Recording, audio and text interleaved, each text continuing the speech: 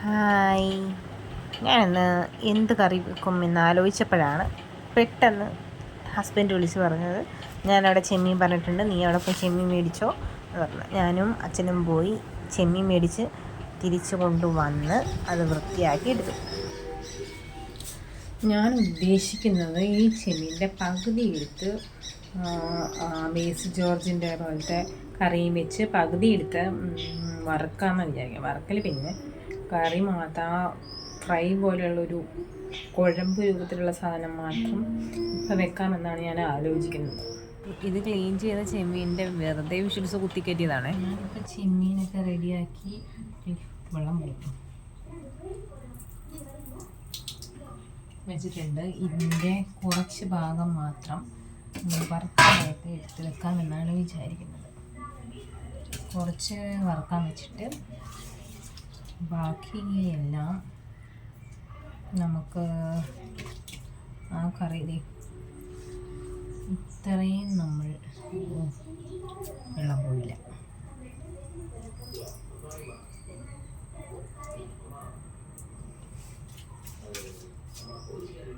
ഇത്രയും നമ്മൾ ബേസിൽ ജോർജിൻ്റെ ആ വെറൈറ്റി ഡിഷ് പരീക്ഷിക്കാനായിട്ട് നമ്മൾ ഉപയോഗിക്കാൻ പോവുകയാണ്.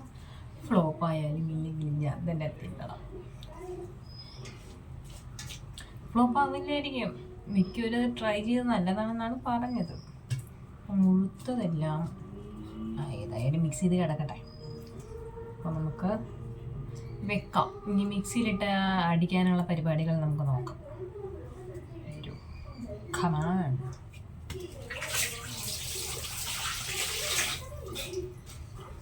എൻ്റെ ക്യാമറയുടെ ഇത് സ്റ്റാൻഡ് ഞാനൊന്ന് ചുക്കി ഞങ്ങളുടെ അവിടുത്തെ മാലാതെ തൂത്തപ്പോൾ ഒന്ന് അടിച്ചത്. ഞാൻ ഫോൺ ചാർജ് ചെയ്യാനായിട്ട് കുത്തിയിട്ട് കഴിഞ്ഞപ്പോൾ അത് പോയി. അപ്പോൾ ഞാനത് ഒടിഞ്ഞു. ഞാൻ പുതിയത് മേടിച്ചിട്ട് വേണം, യൂട്യൂബിൽ നിന്ന് വരുമാനം കിട്ടിയിട്ട് മേടിക്കാമെന്ന് വിചാരിച്ചിരുന്നതാണ്. അത് നടക്കില്ല എന്ന് മനസ്സിലായി.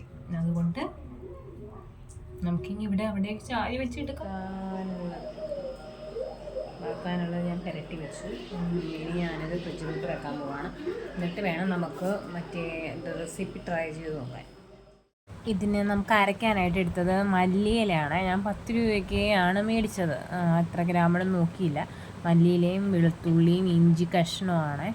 അത് ഞാൻ എൻ്റെ ഒരു ഊഹത്തിനാണ് എടുത്തത്. പിന്നെ ഒരു 2 ടീസ്പൂണിൽ കൂടുതൽ വിനാഗിരി ഞാൻ ഒഴിച്ചിട്ടുണ്ട്.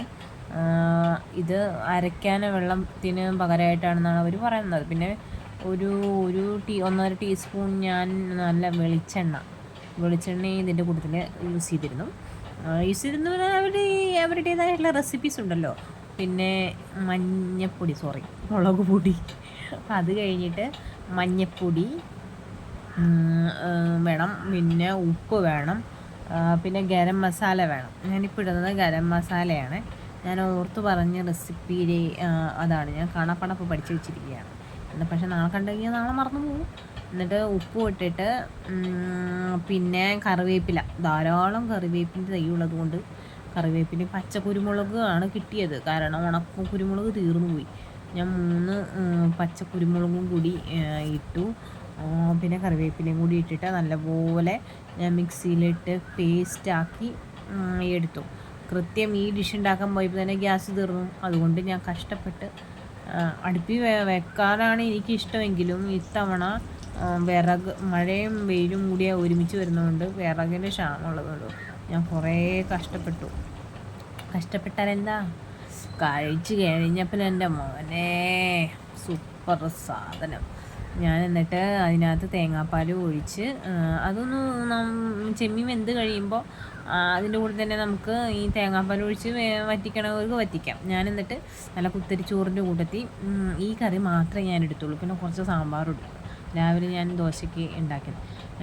പിന്നെ ചിക്കൻ കറി ഞാൻ അടുപ്പത്ത് വെച്ചിട്ട് തന്നെയാണ് ചൂടാക്കിയെടുത്തത്. ഞാനിപ്പോൾ കഴിക്കുന്ന സീനാണ് ഇപ്പോൾ കാണിക്കുന്നത്. ചെമ്മീനാണ് എടുത്ത് കാണിക്കുന്നത്. ഫ്രണ്ട് ക്യാമറ ആയതുകൊണ്ട് വലിയ ക്ലാരിറ്റി ഇല്ല.